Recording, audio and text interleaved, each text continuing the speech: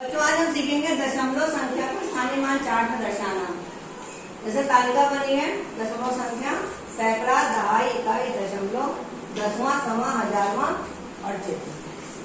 संख्या हमारे पास है 2.2। इसे स्थानीय मान में दिखाने के लिए सबसे पहले हम क्या करेंगे, दशमलव लगाएंगे और हम ये देखते हैं कि जब हम दशमलव के बाईं तरफ चलेंगे तो हमें मिलता है इकाई, दहाई, सैकड़ा, और जब हम दशमलव के दाईं तरफ चलते हैं तो हमें मिलता है दसवां, सवा और हजारवां। तो सबसे पहले दशमलव संख्याओं को स्थानीय मान चार्ट में लिखने के लिए हम क्या करेंगे, दशमलव पहले लगाएंगे, फिर बाएं तरफ आई संख्या इकाई के नीचे बाएं तरफ चलते हुए देखेंगे तो यहाँ हमारे पास है दशमलव से पहले है 2 और दशमलव के बाद भी है 2। तो ये 2 हमारा पूर्णांक है। तो यहाँ पर हम चित्र बनाएंगे, 2 हमारे पास पूर्णांक है यानी 2 पूरे हो गए, और ये है 2 दसवां यानी कि एक चीज के 10 हिस्से करके उसके 2 हिस्से। तो हमने यहाँ क्या करा, एक डब्बे के 10 हिस्से करे उसके 2 हिस्से रंग लिए। तो ये जो रंगा हिस्सा है वो बता रहा है 2.2। अगला हमारे पास है 6.25। दशमलव लिखेंगे, 6 पूर्णांक है, 2 दसवां है और 5 सवा है।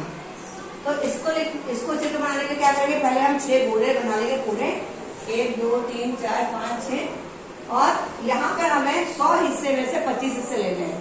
तो सबसे पहले हम क्या करेंगे, 0.25 को हम भिन्न में लिख लेंगे। तो 0.25 बटे 100 आ जाएगा। इसे हम क्या करेंगे, समतुल्य भिन्न में बदल देंगे, यानी 5 का पारा हम पढ़ेंगे तो 5 5 25 और 5 दूना 10 और 0। तो ये हमारा हो जाएगा 1/4। तो चित्र हम बनाएंगे, एक गोले के 4 हिस्से करेंगे, उसका एक हिस्सा। फिर अगली संख्या हमारे पास आएगी 3.125। 3 हम पूर्णांक की जगह लिखेंगे, दशमलव लगाएंगे, और फिर है 1 दसवां, 2 सवा और 5 हजारवां।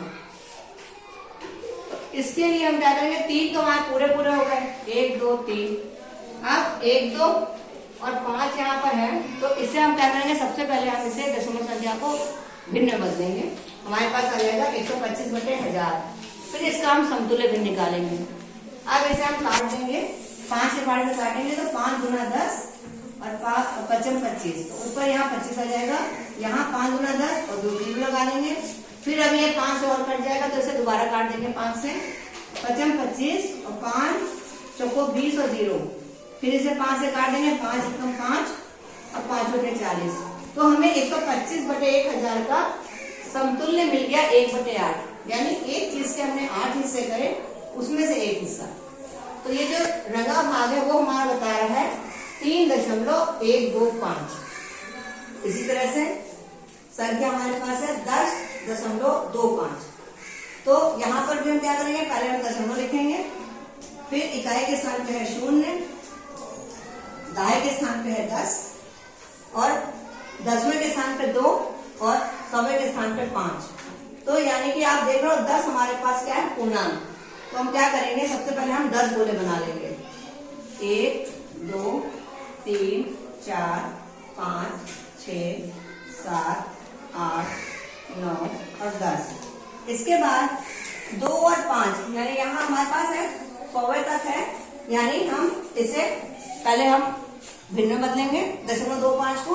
तो 0.25 को जब हम भिन्न बदलेंगे तो हमारे पास आ जाएगा 25/100।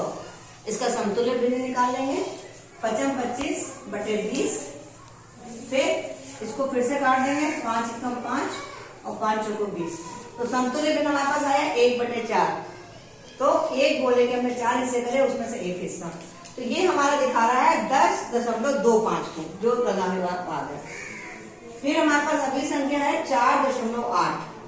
इसे ऐसे लिखेंगे, दशमलव के स्थान पर दशमलव लगाएंगे, 4 इकाई में और 8 दसवां है, यानी हमें 4 पूरे बनाने हैं और एक चीज के 10 हिस्से करके उसमें से 8 हिस्से रखने हैं।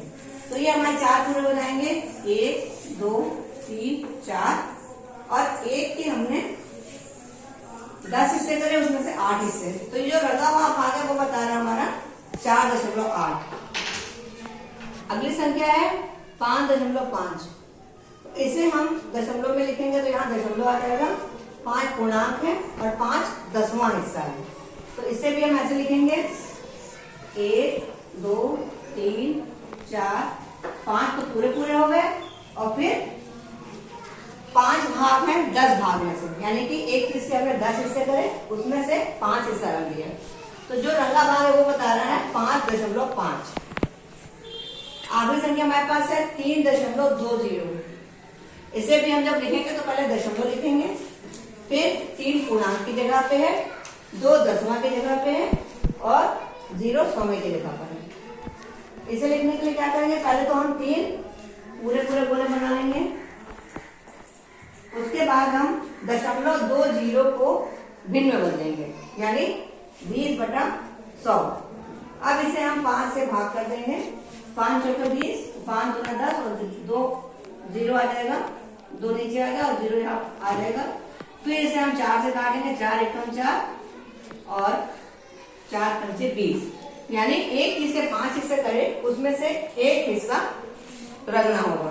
तो जो रंगा हमारा हिस्सा वो बता रहा है 3.20, ये हमारा रंगा भाग बता रहा है।